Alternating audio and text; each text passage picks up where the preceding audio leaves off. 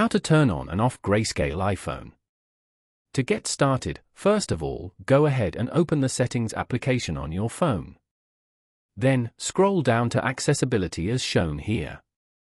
Accessibility is a menu of built-in features designed to make using the device easier for people with visual, auditory, physical, and cognitive impairments.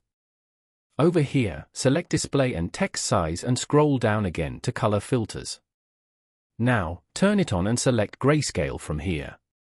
This feature modifies the colors on the screen to assist with vision issues or simply to change the display appearance, making it less visually stimulating. Turning off color filters will turn off the grayscale as well. Following these steps, you can easily turn on and off Grayscale. Thank you for watching. Please leave a like if this tutorial helped you, or leave a comment below if you have any questions related to the video.